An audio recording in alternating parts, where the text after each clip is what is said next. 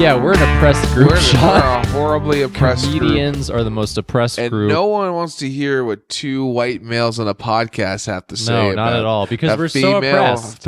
Yeah, that's the thing. Because you're listening to Two Mike Mike Minimum. Minimum. And if you can't tell people right now, we really don't want to do this. Sean had his arms crossed completely, and I was like, I guess we aren't doing the tradition. No. I was fine with the opening. It's so rainy out and sleet, and like I went out to go to the gym this morning, and my car was just frozen. Like it was just like it's just one ball of ice. Right. Now, I haven't been outside in like the past 2 days, but I look outside and it's weird because it's raining, but at the same time, like all these branches are frozen. Yeah. It's a heavy sleet. And I'm like, okay, this is just weird New York weather going on right now. Basically, yeah. It's just like, well, global warming has prevented snow from happening regularly here anymore, so it's just this. Yeah, it's just a typhoon of randomness. Dingy and gross and whatever. Yeah, like apparently it's raining, but apparently everything's frozen on the ground still. Yeah, like, pretty I'm much. Like, okay. It's super icy out. I almost fucking died this morning. Yeah, so tune into the seasonal depression portion of Two Mike Minimum. Two weather minimum.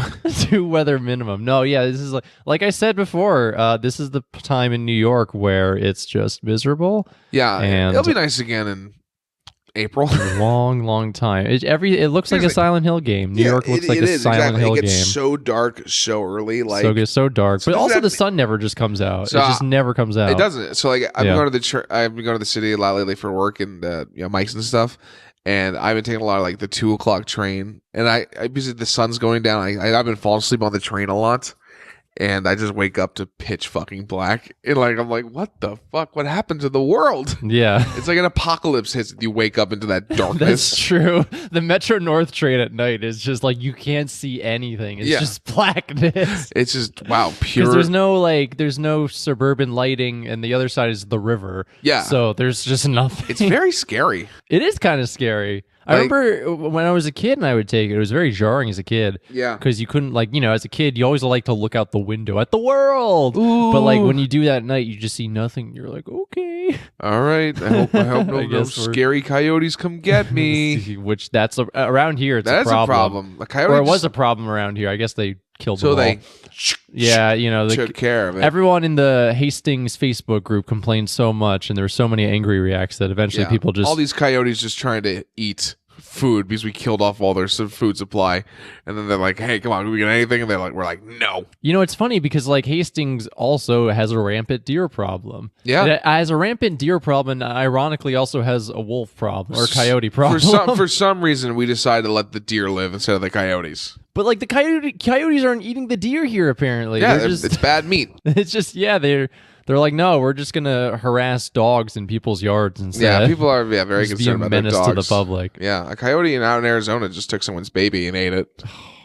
Well, this is what you tune into Two Mike Minimum for. Depressing. Not comedy related, not happy related, not anything related. Just... All right, well then, Peter... Let's catch up on comedy. Let's catch up on comedy. Yeah, I had nothing to go on. I had nothing to go on. I don't have any shows. Or no, I had nothing to go on for the dead baby bit. Yeah, no, that's why I figured out. Let's just do the catch up on comedy. Yeah.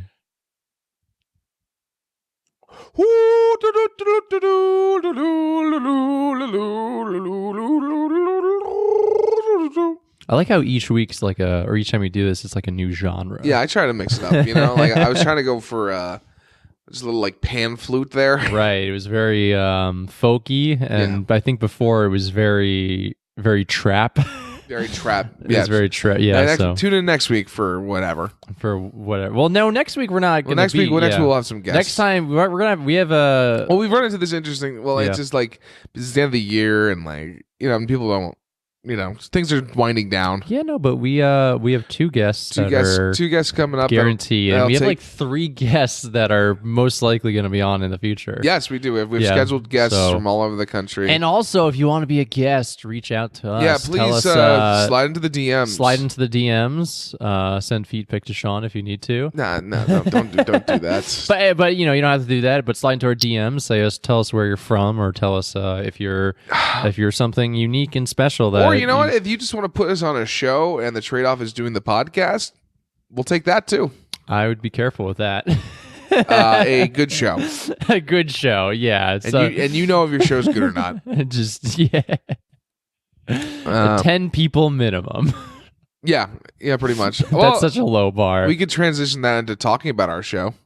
Yeah, no, I mean, that's what we were going to do. That's basically the only thing we have comedy-wise, right? We have comedy, yeah, that's the only thing we have comedy-wise. So we did our live show. Our first live 2 mic minimum. As some of you might know, some of you might have come out to or didn't, but you probably didn't because you live in Orlando or San Antonio, and that's fine. If you did... The one hindsight is having all of our listenership not be in New York is that when we have a show in New York, they can't come.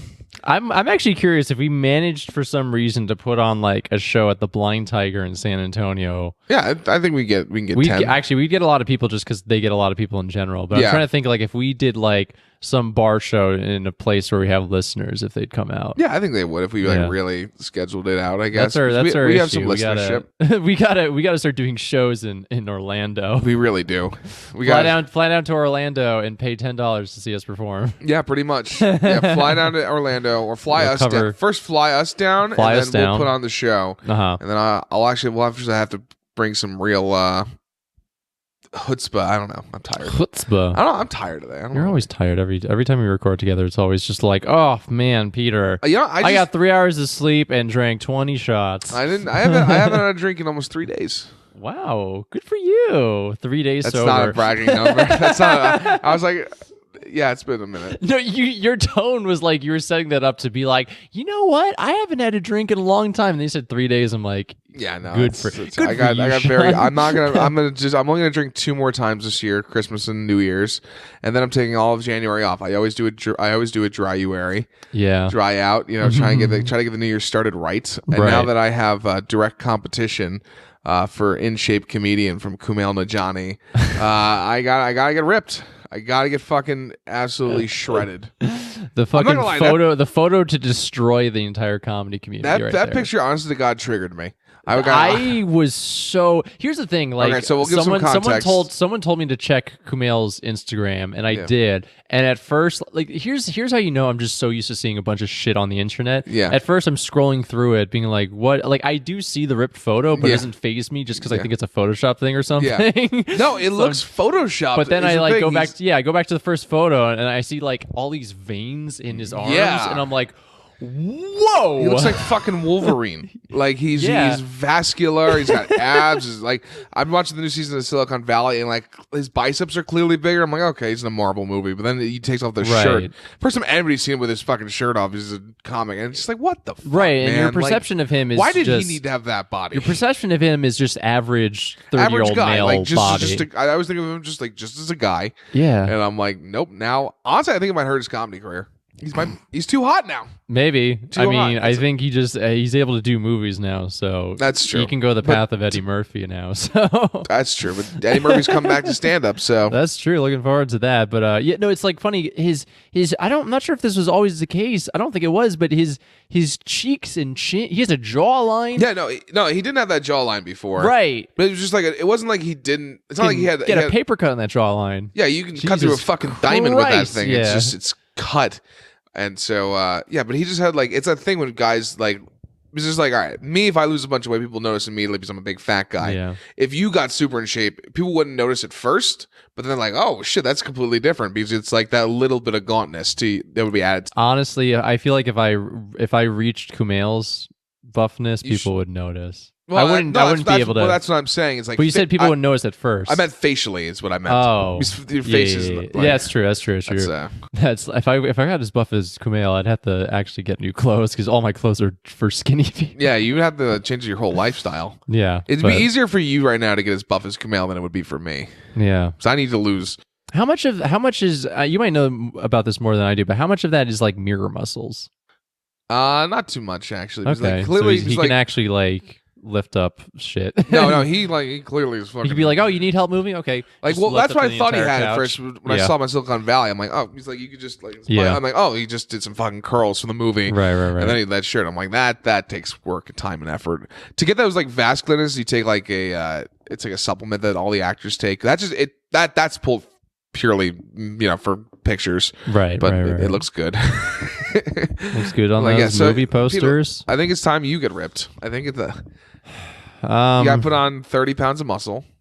Yeah, it's gonna be hard. I did used to lift back when I did track and field in college freshman year. You had to. It's part of the training. But I was a jumper, so I wasn't like I wasn't doing the same lifting exercises as throwers were doing. Yeah, I was doing on track. Yeah, I was just doing exactly. I was just doing stuff to get toned, and I was able to bench. Like I improved my benching numbers quite a bit until I quit, and then I was like, I never went near lifting ever again. But then again, when I took a Linklater class for voice, which is voice for acting, they highly discourage lifting. Really? Because if you're lifting, your muscles are going to constrict your voice. Huh. Which I guess that makes sense why a lot of really big, strong guys have that high pitched voice exactly because they can't fucking speak. All right, well there we go. I mean, granted, you can probably do it and not affect your voice too much if you do it right. If you get into Kumail shape, like there's a difference between bodybuilder buff and then Kumail buff. But also, like I'm not. Here's the thing: I'm not too interested in getting buff just because my body type and height fits an attractiveness for certain women, and I'm fine with that. Yeah, but if you were shredded, dog, like I don't. That's my too much. So my too goal. Much work. My goal is next December to look like Kumail. You could get shredded. I look great shredded. I would look so good. Which is me. Well, that's I feel why, like it's me sort of fat shaming you. I'm like the number one fat shamer. I hate other fat people and I hate myself. Yeah. No, that's why I'm working with a fellow comedian who's also a fitness instructor, Sally Torrigiani. I'm gonna start going to some of her classes. But I'm like, let's get this shit in high gear. Because I saw that and I'm like, I can't. Not anymore. Yeah, check out their podcast. What is it called? Is This Okay? Check out Their okay with Sally Torrigiani and Renee Stinko. Check out their podcast. Is It Okay with Sally Torrigiani? Is This Okay? Is This Okay? With Sally Torrigiani, and we'll link to it. I'm not editing any of that out anymore. It all sucks. Check out their podcast. Friends of the podcast. So tomorrow I'm doing my first class with her. Oh, nice. And I'm gonna hopefully that's the one class I need, and I instantly become ripped. Did you message her a picture of Kumail being like? I'll show you it 100% being right like, now. I need you to do this for me. I 100% did that. I'll show you the text exchange right fucking now.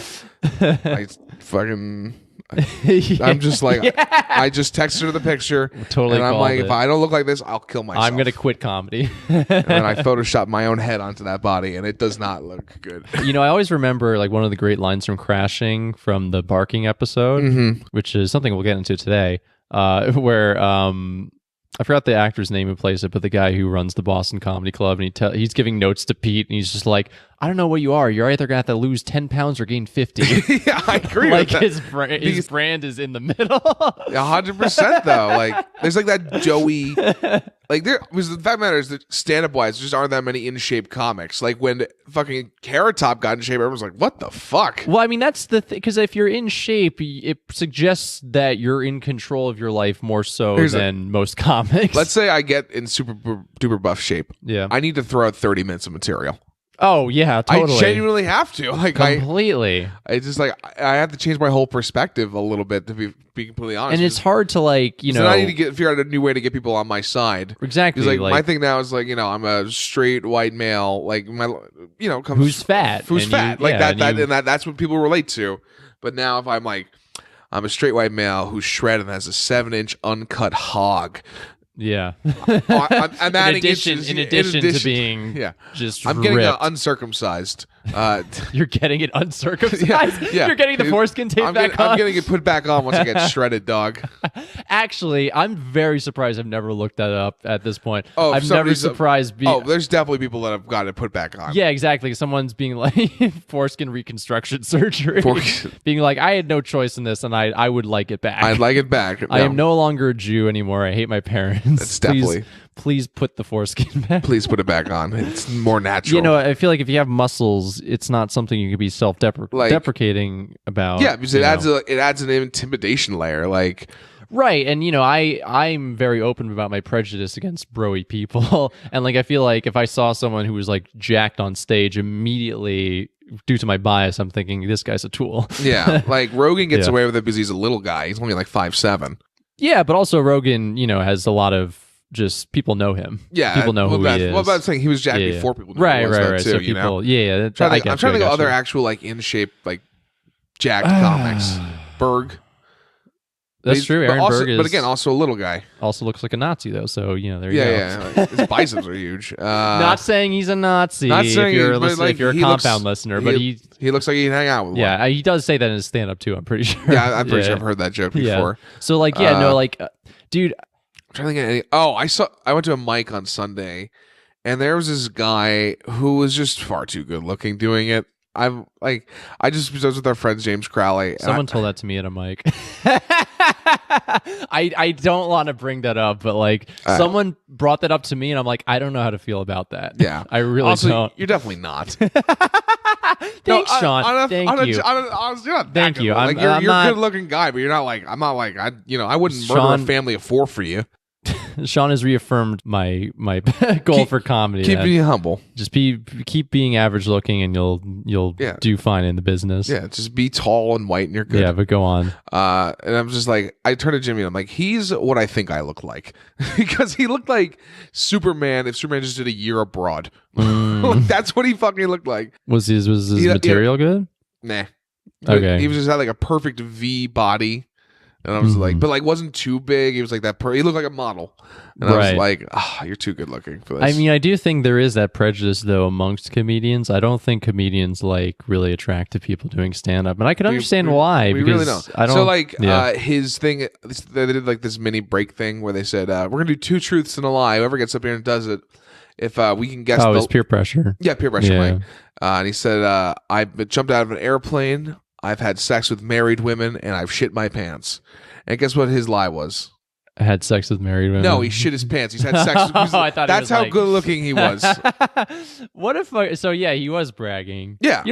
Okay. I and I'm gonna call this guy out. Dave Jenkins at a mic that we were doing he opened with saying that there's this woman he had sex with 3 times before coming to the mic, and I don't remember what the joke was he was trying to go at. I'm not sure if there was actually one. I was just like, he just wants to fucking tell us that he had sex. No, listen. Sometimes you're at a mic and you're like, I want to brag. I get it. We've all been there.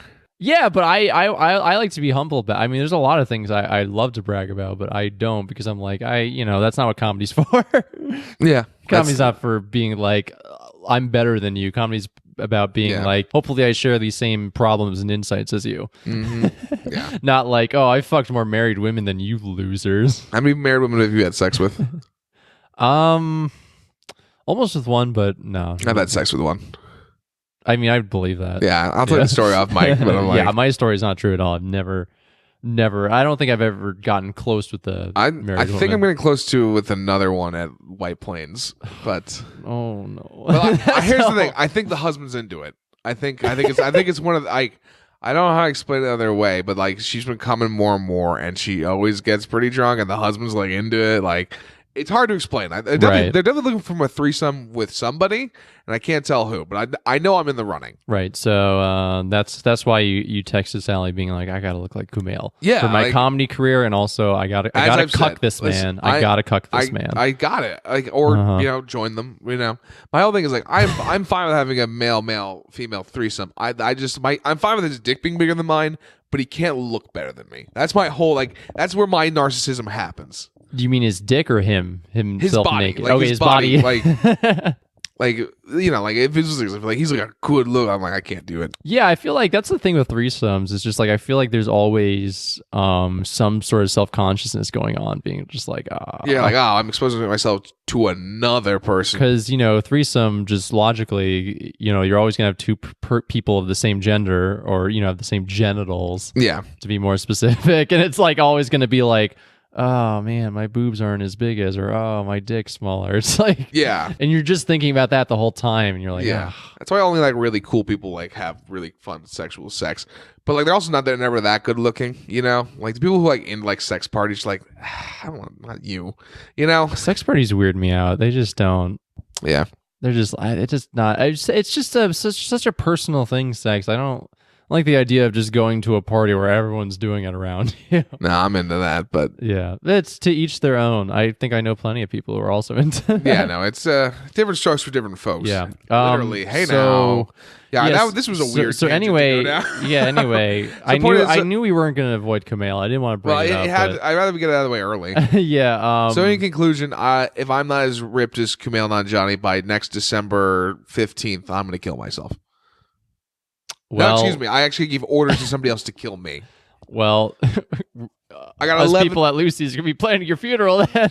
I got 11 Just months. giving your track record of being like, I'll be hot in like a month, and then a month later you're like, okay, look. Here's the thing. I go through peaks and valleys where I do. It will be like no, I think you can. I got pretty in shape over the summer, and then it just kind of came back over the fall. Kumail Nanjiani, I think maybe that's a reach goal. Here's But I think in his picture, he literally did say, "I had a team of trainers and nutritionists." Oh yeah, of course. That's only what you actually can get as ripped as Yeah. that. With like you just, and also that's be the only thing you focus on. Yeah. Like if I quit comedy and quit the small amount of jobs I have now and just worked out and read and ate right, I definitely could lose a lot of weight real quick. But right, I mean, he also has a big incentive to do it because he's doing it for a movie. yeah, he's doing it for a movie, So and it's people like- are literally paying him to look But you that know way. what, Sean? Okay, here's the deal, guys. Why don't you DM us how many pounds you think Sean will lose? And Over the course of- and come December, if this podcast still exists, whoever That's a big if. Big if. whoever was closest to the number will what will we do? I guess I'll blow him, right? Like, yeah, I guess Sean will blow you. Sean will blow you. If someone's like or, 2 pounds. or perform cunnilingus 2 pounds. 2 pounds, they get it right. Damn it. No, actually, please DM us the numbers, and we'll have a year to think about a prize. Realistically thinking, Yeah. let's see, I'm about 310 right now. I hope to be 260. So ideally 50. That's a good goal. So let's say I'll probably split the difference, 280. Okay. 30 pounds lighter. I think that's the most realistic. Someone's going to be like +5. Just dead. Yeah, send us your numbers. Send how much money, weight I'll lose or gain over the next 12 months. No, this is gonna be motivation for you. We're gonna Motivation month. I'm through gonna take every some motivation- every episode. We're now gonna like keep asking for numbers, and like you're gonna like I'll give a monthly update. yeah, and like people are gonna be like giving you being like, oh no, it's only gonna be 10, it's only gonna be 20, and that's gonna motivate you to be like, no, motherfucker, I'm going all the way. I actually do get shredded. I'm like, quit this fucking podcast. I'm too good for it now, baby. or you just actually it'd be funny if like in next December you post like one of those Kumail photos, except instead of looking like Kumail, you look like me. You're like, I lost all this weight. Seriously, So skinny. I would never ever want to be as skinny as you. You can see your ribs now. like just I can suck my own dick. I'm that like I like being this way. I really like it. I think I do like wearing slim clothing. I think it looks very. I good like on having a me. little girth on me. Yeah, that's yeah. Anyway, so our live show though. Yeah, our lives. So our live show we was got that out of our live show was a lot of fun, right, Sean? I know it was good. It was stressful. It was very stressful It's- just because I now produced 2 shows this year. dude, I didn't eat for the entire like 5 hours I was there. It's like it's something that hasn't happened to me since college. Like I'd put on like I would usually be in charge of putting on all these shows. And I'd get so stressed out being like, all right, let's seat these people. Like, let's get these lightings going or, Yep. or performers here, blah, blah, blah. That you just don't realize that you're hungry. Yeah. And I'd go on stage and I'd perform and I'm like, okay, cool, I'm done. And then I'm drinking. Mhm. And then I go home and I'm like, oh, fuck, I am starving. And I did not eat anything. That happened to me at Lucy's Yeah, no, it's where I was it like, was- oh, shit, I'm so hungry. yeah, it is stressful because we're thinking about 100 other things. Yeah. And like we go on the stage and I'm just like we have our little banter at the fourth, which we didn't write anything for. Which No. we kept saying we were going to do, but we just didn't. But honestly, I thought it was fine. I thought we were able to riff pretty nicely off each other. Yeah, I mean, I wanted to avoid something too scripted because if it was too scripted, it wouldn't be Well, I wanted natural. that. My idea was that we should have laid out some beats, but that's whatever. Laid out some beats. Well, like like kind of things we wanted to address. Like, thank you all for coming. Oh, I thought you meant beats like catching up on comedy beats. Oh no, some sick beats. Yeah, Sean's just like, wiki what? Sean's just like, hey, yo, Peter, I've been in the lab recently and I've got all these beats for the Drop my live fire show. mixtape. Are we gonna do a rap battle for the next one? No, let's not do that. Too- Let's not put that on tape. we're like the worst people to do a rap battle against. Both of us. We look like I have no flow rhythm. I look like eating M&Ms, and you look like Eminem if you went to Sunday school every week. Yeah. That's fair. Yeah, no, I look at rap battles and I'm just like, I couldn't do that shit. No, thank you. Which is funny because they probably look at stand up and they're like, maybe they could. I feel like I feel like rappers they're cocky enough to be comedy. like, oh, I could do comedy, but like, no, I see rap battles. I'm like, I couldn't do that shit. Yeah, like people were able to like improvise rhymes. Like what? I'm gonna hit your bitch in the face, and I'm gonna ride out of space, dog. Yeah, that's that talent I just don't have. No, but so we did our little banter at the top. Yeah. And then we had my idea, which was we were going to chug a beer to decide who goes first. Which Sean won. I think it was one of the people your grandparents brought. Yes. Was just like, I knew you were going to win. I'm like, I think we all knew that. Which is something I was going to say before he said that. Yeah. I was just like, who did you think was going to win? Yeah, my grandparents came to the show, which was really nice. Because they were just like, are you doing anything this weekend? Yeah. And I'm like, well, I got something special. Little show I got something very special planned this weekend. So they came out with like two of their other friends who were around their age. But my grandmother and her friend, the woman she was with, they said they really enjoyed the show. Oh, good. And my step grandfather and the guy they were with, they didn't get it at all. They were fair. Like, they were very invested in their their food. I saw that. Yeah, there is a thing when you get over the age of like 50. Where if there's food in front of you, that is the only thing you care about. I've noticed for my own parents. This is their only concern. I mean, that's me right now. Yeah, that is me. Like every time there is food in front of me, I zone out everything else. I'm just like, I need to enjoy this sustenance. Yeah, it's weird. I don't know. Like food and comedy, it's weird. It does not go well together. I will stand by that. It does not go well together. And then I came. Yeah, exactly. No, but it's like I don't think dinner goes well with comedy at all. And I know clubs do that because they have to make money, but I think it cheapens comedy and I think it makes it worse. Yeah, it's a weird mix because you like at your club or at really any sort of comedy venue there's that awkward in between time where it's like, well, I'm just going to twiddle my thumbs. Drinks are fine. Yeah, drinks are fine. Drinks are fine. Drinks are very conducive, but food like setting up a dinner. It should only be like appetizer food, like if it was like chicken fingers or like fries, you just kind of picking at it or like popcorn. Yeah, even then, I think food cheapens the experience a little bit. Like there's a reason why Broadway theaters aren't serving dinner. Yeah, it's snacks though. Yeah, it's not like, oh, would you like some mashed potatoes with your prime rib? That'd be as you're enjoying a doll's house. Oh my god! At White Plains, when you see like the people like bring out like a sizzling T-bone like mid performance, and then like it's genuinely described as it smells so good because the food's so good there. And you're like, they shouldn't be doing this. Especially no, exactly. And then once you had the food, you're like I really only want to focus on this dinner and not the comedy. Like when I saw Nick took the stage as soon as he got the shit spot. Yeah, Nick took the stage as soon as my grandparents and their friends got their food, and I just saw my step grandfather fucking demolishing that burger. His head was down in that burger. I got their pain. Yeah, but no, it was we had like warm everybody up kind of too. Yeah, like so we were trying to the main thing is you and I didn't care how well we did individually. We just wanted to get our guests. We wanted them to have a good time. Yeah, which I think they did. I think they all did. Enjoyed it. I thought Brian and Monty really killed. Sam and what you already says Nick. Whose name I forgot. I got to stop forgetting his. You forgot his name on stage too. I forgot about that. I forgot his last name because I kept reading him from his Instagram handle, which is Nick Shut Up. Nick Shut Up. And I was like, I looked at him, and all I can think is Nick Shut Up, and I'm like, fuck.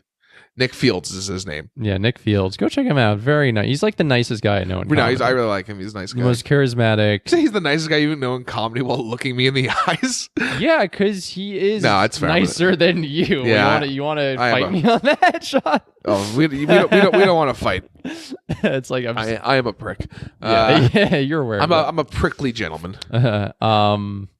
And I think that's we did the show. But other fact, it was stressful selling tickets because it was like not up to the wire, but we had a lower turnout. Yeah. At first, but eventually the ticket sales picked up at the end. And yeah, no, we got 20 people. Well, yeah, that's why the goal in comedy is not have to worry about getting people to come to your shows. They just do. Like, at least that's for me. Where I'm like, I don't want which is hard in this area because there's so much comedy going on that it's like you really have to compete with people. Yeah, you have to compete with other people. Like there were other shows happening that night. Yeah, but also Westchester, it's very hard compared to the city. But even the city's hard. You gotta it's easier just because there's so many people. But you just gotta I don't know how show politics works in the city just yet because I haven't put on my own show there yet. Nope, we have not done that yet. No, yeah, but I'm assuming there's still a difficulty. I don't think it's guaranteed. You still have to kind of hustle a little bit. 100%. It's just you should have to hit up your friends and connections and DM people and be like, yeah. So, well, thank you again if you're listening. Everybody who came out. If you came out, thank you guys so much. Like, we really do appreciate it. Yeah. We're gonna put out another one sometime next year. Yeah, we'll figure that out. Unless the podcast ends, but the finale. Yeah, the finale show attended by 12 people. The finale is just you and I taking out dual pistols and shooting each other while I'm absolutely shredded. Sean, you got in too good a shape. Time to put you down. I'm just gonna shoot you, but right before I shoot you, you have your gun pointed at me too, but right before I shoot you, you're like, wait, I don't want to. I'm just like, well, no one's here to shoot me, so I guess I'm going to keep doing comedy. Speaking of doing comedy, I want to get into this New York Times article I found, which I think is very interesting. New York Times, say what you will, they are very biased to the left, but they do write very good articles and very comprehensive articles, especially this one about barking. They wrote an article about barking, which I'm not going to say who was interviewed for this because he actually did tell me before this was released that he was interviewed for this. I know? It is someone you know. It's so this person, he was interviewed by the New York Times, but he didn't want to be named because of the stigma of being a barker. He's like, I didn't want that. But he also told me that he thought afterwards that maybe he should have allowed them to use his name because then maybe he could use the New York Times as a credit. He said, the New York Times is a credit. I'm like, I don't think that's a thing. Also, what are you shaming barking? I don't think it's that big of a deal. But I mean, I don't think it's a big deal either. I know a lot of comics bark. I understand why people would be ashamed of it, but yeah, you make some money and you get some spots. That's basically what we do now. It's more just because the comedy landscape is so full of people who are trying to really solidify their place on their pyramid of success. So the reason why people don't want to admit they're barkers is because they don't want to admit that they're rungs below people, or they want people who are rungs above them to look down on them because as you said in the last episode, we all want to be looked at as peers. Every single one of us, not fans. Yeah. So the headline of this article is called "Secrets of the Oldest Comedy Club Barker on MacDougal Street." So this kind of centers around this guy. His name is Pete Burdett, who is, does that have his age? Yeah, 48. He's 48 years old, barking. And he goes to MacDougal Street, and you'll like this. He rides on MacDougal Street wearing a Hawaiian shirt all the time. God, am I a time traveler? It's just me. I changed my name for legal purposes, and then I traveled back in time to keep barking. Yeah, because you just haven't found success. You don't go back in. What I like about the scenario is you don't go back in time to warn you. You just go back in time. I can make it, baby. I just need one more chance. 2019. I made some mistakes this year, but I'll remedy them this time. So what year would it be if I was 48? You were born 94? 2044? Mm-hmm. Yeah. Mm-hmm. Okay, yikes. 2044 time travel is available. Yeah, so you need to get ripped. Yeah, change this future. If I get ripped by 2044, I'll be all right. So 6 nights a week, Sean Barry arrives on MacDougal Street wearing a Hawaiian shirt. I'm just going to refer to this guy as you now. It's fine. Sean Barry says to a couple, "Date night guys? We're brothers and sisters," the woman said. The venom didn't bother Sean Barry or Mr. Barry, who goes by Comedy Sean. Oh no. His real name is Comedy Pete, but we're going to say it's Comedy Sean. Yeah. He belongs to a community of most outsiders loathe or pity. Mr. Barry is a comedy barker, someone who peddles tickets to stand-up shows that struggle to attract a crowd. Hey, Dave Chappelle's going to be here tonight. Hey, everybody. Yeah, I think this might be interesting to get into just because for our listeners who aren't outside of New York City. Yeah, keep over the article and then we can break down barking. Yeah. So I'm just going over the highlighted stuff because it's very long. Mm-hmm. Mr. Barry at 48 years old, is almost surely the oldest barker on MacDougal Street. Mr. Barry occupies the center of what might be called a barking room, at least in Greenwich Village. On weekend nights, as many as 8 barkers gather on a stretch of MacDougal Street extending just over a block. This area, oddly, does not include any of the clubs they work for. Which, that makes sense. They're all people from, like, Broadway or something. Yeah, yeah. They're like, hey, you want to see a fire comedy show? Yeah. Take the Q train up to Broadway. I swear to God, the ghost of Richard Pryor will headline. Yeah. Yeah. But the Comedy Cellar, the neighborhood's most famous venue, lies in the middle of it. For barkers, that means overflow traffic. And this is from the owner of the Comedy Cellar, Noam Dwarman. He just says, they just surround us and literally try to pick off our customers. And this is interesting. I didn't know about this, but this makes sense. As a result, he has banned comics who perform at the Cellar from appearing at other clubs in MacDougal. Really? Because I didn't know that. What he's saying is that I would, because if a barker can say, oh, hey, you can see the same person at at like half price, then it's really stealing his business. Does the lantern still count? Because it's not on MacDougal. It's on. I'm sure. It's on I'm Bleecker. sure they're telling. But they don't? I guess they do shows now. I mean, yeah. I'm sure he's not. He wouldn't be happy about them. Mm-hmm. Which is kind of a shame because like I feel like if you are a comic, you'd want to like go to like a lesser club to test something out before going to the Cellar to really try to rock that room. Mm-hmm. The owners of the Grizzly Pear and the Greenwich Village Comedy Club, the two venues on MacDougal that use barkers, defended their right to sell tickets on busy street corners, saying their salespeople were sufficiently far from the Cellar. All right, even though they're on MacDougal Street, it's only maybe a 45-step walk. Yeah. No, it's all just people. If you haven't been to MacDougal, like, hey, Greenwich Village and Grizzly Pear are like, I wouldn't even say a stone's throw. It's like as far as Peter and I are from each other right now, and then Grizzly Pear is like from where we're sitting to Peter's mailbox. Yeah, like that's how, which is not far. Only like a few pizza stores and Indian restaurants, like away, like not even. So yeah, there's actually, funnily enough, just a lot of competition between all these venues, even though the Comedy Cellar has the names, actually has the talent, there. But tourists don't know that, and people are like, oh, I'll go see a comedy show. New York's legendary for it, baby. Yeah. So a barker earns around $10 to $15 for every ticket sold, which when I first read that, I'm like, that's not bad. No. Yeah. You could sell like 10 tickets. That's a good night.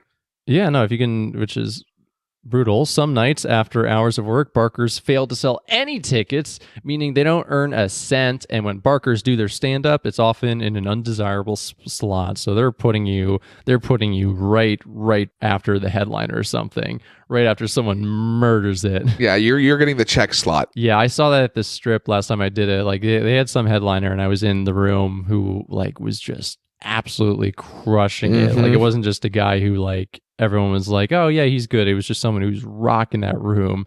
And they brought up like the first late nighter after that, and usually that spot's most desirable, but he had a hard time because everyone was like kind of still processing, calming down. Everyone was like calming down and not really paying attention. I was just like, the guy who went up after him had a better time and being like, oh damn, it's everyone's like, okay, we're ready to go now. Yeah. Stigma surrounds the word itself, as we know. It's demeaning when people say bark, said Gabe Dorado, a producer at the Grizzly Pear. I say selling tickets. That's his terms. Like, go out. Hey, kid, go out. It's not barking. It's selling tickets. Yeah. It's bringing in revenue for the club. Sort of. Yeah. It's paying your dues. Yeah. So here's the thing. Some barkers declined to speak on the record, saying they did not want to be publicly identified with a widely disrespected occupation. Yeah, no, you can only just walk down MacDougal and see them. Yeah, that's true. I mean, you can determine their identity, really. I mean, yeah, but, it's like, if you really want to know who these people are, then you can do that. It's not hard. No one wants to be. You went down MacDougal and stopped talking to them like, hey, can I follow you on Instagram? They will tell you everything you ever need to know about them. Right. But also, it's a pride thing too, I'd imagine. Like, a little bit, yeah. It's like a pride thing. We all want to be like, because we do, we all project images of how well we're doing in comedy. Like, I'll let everybody know a secret. The pictures you see me post on my Instagram story there's usually a lot less people in the crowd than I make it out to be. Like, it's just how that works. How to make a room of 2 people look like 100. Exactly. Photography skills, A+ by me. Comedy skills, B-. But like no one, like everyone who doesn't do comedy and like really respects the fact that you do comedy, like they always think you're killing it. They're like, they're always like, "Whoa, this guy's at Broadway Comedy Club. Holy shit! You did an open mic in Kingston, New York." Yeah, I guess that's. Yeah, I guess people would be impressed by that. It's always funny when it's like clubs like Broadway. Broadway, you can impress so many people with Broadway is the ultimate. Like, if you know, but if you don't, it looks great. Yeah, exactly. Like, it looks great. It's like, oh, New York City comic. Yeah, so we just ousted ourselves to all our Orlando and San Antonio listeners. Well, I mean, let's just tell the truth, We'll tell the truth. Yeah, no, we're being honest. We're hoping, like, listen, next year's gonna be my year. I'm gonna get ripped, and my comedy career's gonna take off. Send us your numbers, please. Here we go. Mr. Barry's age might seem to make his barking especially pitiable, yet his peers share a cheerful sense of his place as a fixture of MacDougal Street. So people like you, Sean. Yeah, I know. People love time traveling me. And both of these people are people I've met, and I'm presumably you've met too. When I see his Hawaiian shirt, I know I'm home, said Amari Castillo. Is it Castillo? I think it's Castillo. I think I met him. Amari Castillo. It's a girl. Well, not the guy I was thinking of then. It's a woman. Well, I met her. Frank was trying to get me booked on one of her shows, but she hasn't responded to my DMs, but that's fine. That's fine. Cut that. So she performed. No, it's fine. She produces shows at Grizzly Pear. He just has this little place in this big world, and everyone knows Sean, said Allie Colbert, who we both met. We know a young Allie. Comedian who is cousins with someone I went to high school with. Yeah. Check out her clip of on the Tonight Show. Oh, yeah. He is the only face that I see every single night that I'm on this street. It's like Artichoke Pizza, The Comedy Cellar, Sean Barry. Miss Colbert and Gary Miller, the owner of the Grizzly Pear, guess that Mr. Barry has been barking for maybe 20 years. 20? That'd be basically if I started now. Right, but guess how long the actual number is. Oh, tell me it's longer or shorter. 10 years. I don't know. Actually, Mr. Barry has only been barking since early 2014. All right. Only so that's 5 years. That's so sad. All these people are like, oh, this person's like an ancient barker. He's been here since the heydays of comedy. That'd be worse if, that's a little better. They've only been doing it. I mean, it is kind of sad that everyone just assumes that he's been doing it forever. Yeah, he's just a guy who's been doing it from the 80s. But I also get that because you don't usually older people, they don't have time for this shit. They don't. No, it's 100%. Like I can go up and go out every night because I'm 25 and still pretty vibrant. But I have some older comedian friends who are like have kids or like they can't do it. They can't do what we can do because I have no responsibilities to anything other than myself and my podcasts. Right. The beauty of being in your 20s. Yeah, it is though. I don't have a girlfriend. I don't have a dog. I don't have. I have nothing to worry about but myself. We're gonna miss this Sean one day in our future. No, yeah, we're gonna. I mean, at least I'll be married. I don't know about you. Listen, Peter, I'm gonna be living on your couch when you're married. That's right. You'll be living on my couch. The blood contract I made you sign at the beginning of this podcast. I'll be married with my wife and 2 kids. And my kids are like, Daddy, who's this guy? I did a podcast with him 20 years ago. Yeah, you're living on my couch just because you're bumming with me, and I'm just like arguing with my wife about some petty thing. She's just like, did you set the timer for the muffins? I'm like, no, I didn't. You didn't tell me. She's like, why didn't you? And I get into this huge argument for no reason, and she storms off upstairs, and I just think about how difficult life is now, and then I look at you on the couch, and I think, man, times were so much simpler. And then I'm like, Peter, Peter, I'm getting shredded this year.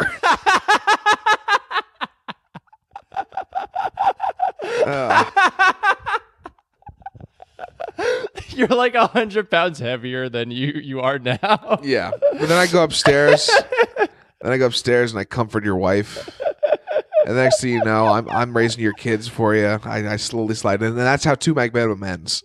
Oh, damn. Now, so I guess in this scenario, I'm the one who's losing my mind? Yeah, I think you're the one who loses us at the end. Man, all I wanted to do is make a joke about how we're going to miss the simpler times when we're older. Yeah. And this just turned into me cucking you. you cucking me. Me cucking you 100 pounds heavier. Yeah, no, I think that's going to happen, though. And I'm just like, I'm like, oh fuck, like I'm driving my kid to soccer practice and I'm just angry at like just something my wife said. I'm just like, oh, I gotta think like, oh no, now I gotta pick up like her prescription for her at CVS, and I'm just gonna think to myself, those times I recorded Two Mic Minimum with Sean was the happiest I've ever been. Well, I think in this scenario I'm dead. I think it's like you have my ashes. Yeah, you're just like, you were dead at like 33. He died while masturbating. You're dead at 33, but like you were well known enough that like most of the comedy community he got past like, the cellar, went outside to cheer and celebrate. They got hit by an Amazon Prime bus. We do a Lucy's open mic in your honor. If Lucy's is around by 2033, I would be so impressed. So yeah, Mr. Barry does not have a full-time job and lives with his mother in Jesus Christ, this really might be me. In Glendale, Queens. I got nothing else, Mr. Barry said. Jesus. So hey, all in on the comedy, Hollywood or bust. Some barkers enjoy the job's obscurity. Pedestrians don't look at them too closely. Their bosses do not monitor them. What would normally make barkers stand out, their loudness, their pushiness blends them into the carnival of a night out on MacDougal, which is true. That street is very crazy. No, it's a whole scene. In a moment, they might change the type of good time they're selling. One barker can direct inquisitive passerbys to a reliable weed dealer. There you go. Yeah, so if you don't... a little side hustle. He's not going to make any money off that, but the weed dealer is probably going to make like He's not going to commission the weed dealer? You think he should, because that weed dealer is making 20 times the amount he makes. I was on McDougal for Halloween. I was offered coke at a very reasonable rate.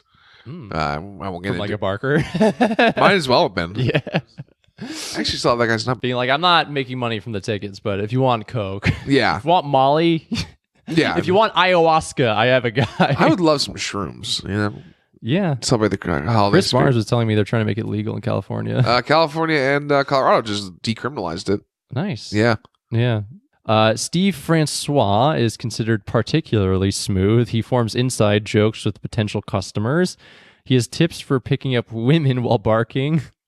Look out for small groups. The 10 o'clock show is ideal. Mr. Francois claims to hook up with 2 or 3 women he meets on the street every month. I believe it. So, if you're not gonna get a good spot on a show and you're not gonna get money, you might as well get laid. Yeah, honestly, what are your 2 goals in comedy? I'm done. I've given up. I quit. I've given up on both getting laid and killing myself. Now I'm going to grind it out until I'm the greatest comedian to ever live. It's my new goal. Yeah, it's almost like it should have been the goal all along. But that's probably, yeah. Yeah, no, it's... The other 2 were somehow more realistic, but that's the new goal. I'm going to become the next great... reach for the stars. The next great Hokage of comedy. The Hokage of comedy. Yeah. Who's the Hokage of Westchester comedy? Josh Kincaid. Josh, yeah, probably. I don't know.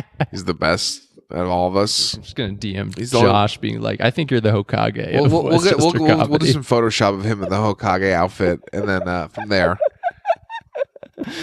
they'll stop talking to us. That's a funny term. Someone's been watching Naruto. Watched Naruto, sir. Watched. I'm on One Piece now. Oh, you haven't been going through some YouTube hole, just watching clips of Naruto? No, I finished. I finally finished Shippuden back in September, so I'm detoxing from Naruto.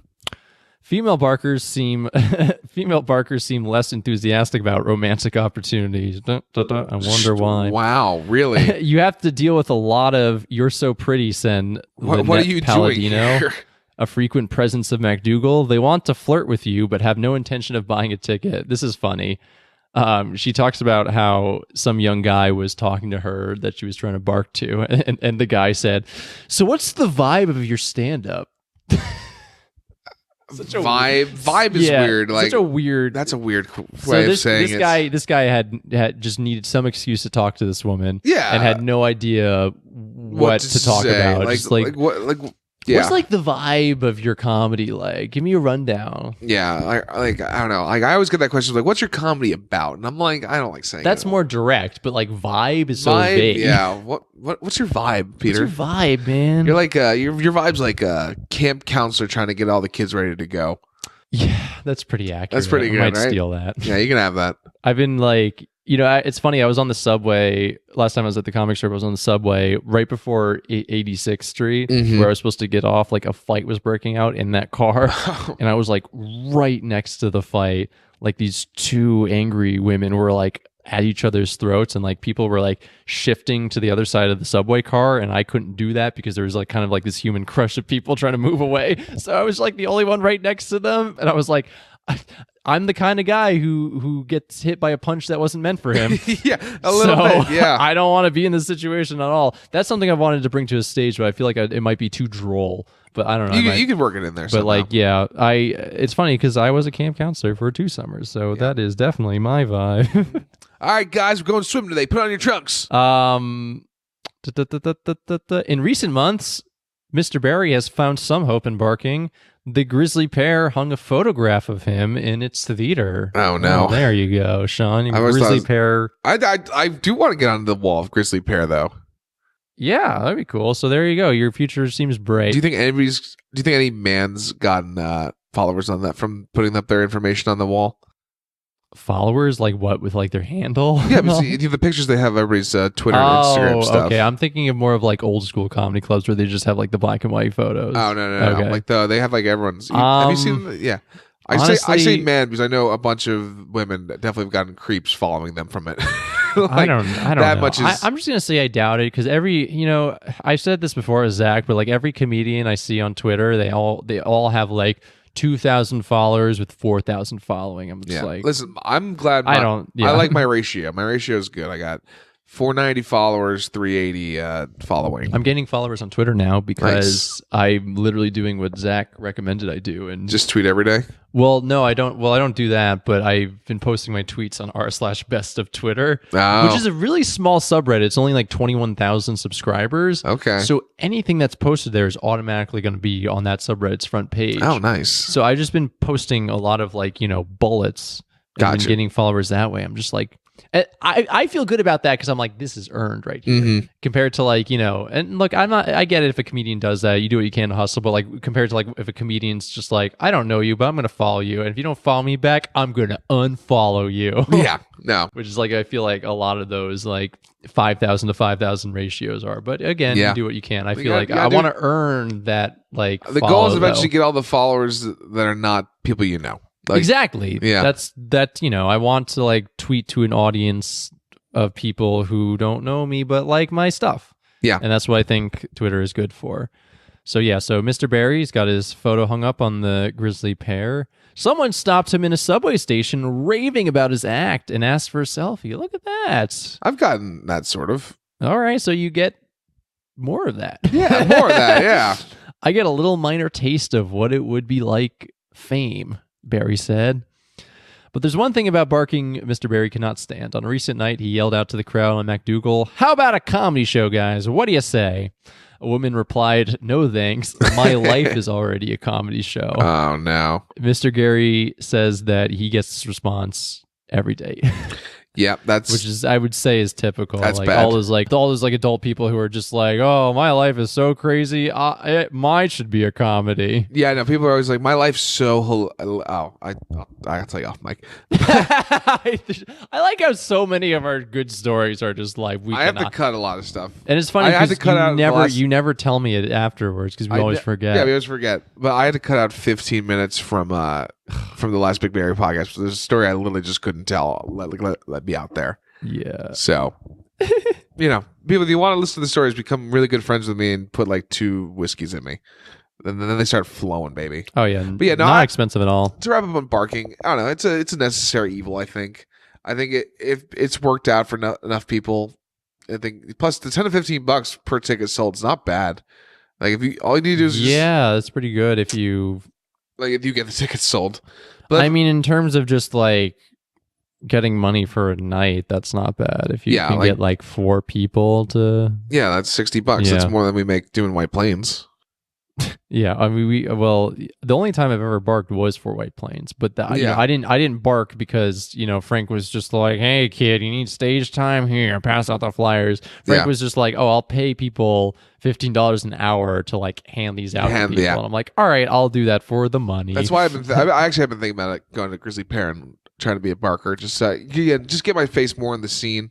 Yeah, just that's like a good way to I think network. it's a lot of it too. Is you just get your eventually the owners and bookers are gonna be like, well, I see you enough, I'll give you a chance, Right. which is part of it. Also, I personally don't want to bark on that side of the street, but if I did, Yeah. I would definitely want to bring alcohol with me. Oh yeah. I would not do that shit sober. Fuck that. I don't like doing anything sober. Yeah, you're not supposed to drink on this job, but like, come on, I can't just be meek around people who don't give a shit about me and feel good about myself afterwards. I also have been wanting to get like a hand signal going for like comedians, so like you let other comedians know you're in the club. Because like if you're ever like at like a mic or some show, they like another comic tries to like riff on you, like just not like, dude, I'm part. I know I'm not me. You know, the same thing with a bark because I've got that barked. Would be clever. Yeah, like just like a. Yeah, just the whatever that. Problems are all every good hand signal is stolen by the Sean alt-rights. did like the equivalent of that Rebecca Black parody. My hand is a dolphin. Yeah, basically that. Something like that. If you have a good idea for a hand signal for comedians to use to like, we do the two mic minimum symbol. Oh, dude, when we show up to a show and we do 2 mic minimum, when you see that double finger touch, you know who the fuck is up. You know what we are, You know baby. who the fuck is up in the club. It's Peter and Sean of 2 mic minimum. It's Peter and Sean, so baby. Yeah, that hand signal, and I do agree with that because I think it is kind of embarrassing both for the performer and the performer who's about to go up. If you just like be like, "Where are you from?" No, dude, I'm a comic. I'm a comic. I'm one of you.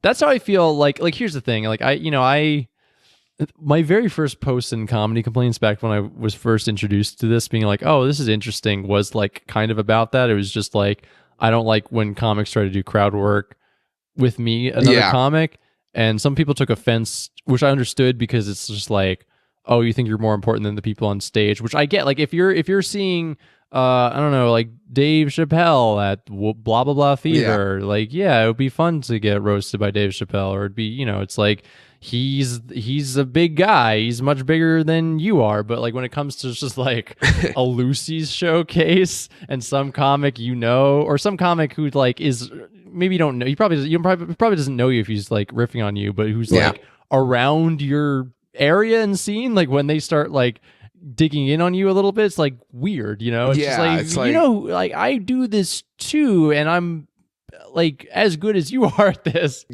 Yeah, it's weird. So yeah, I totally understand that. It's a whole thing.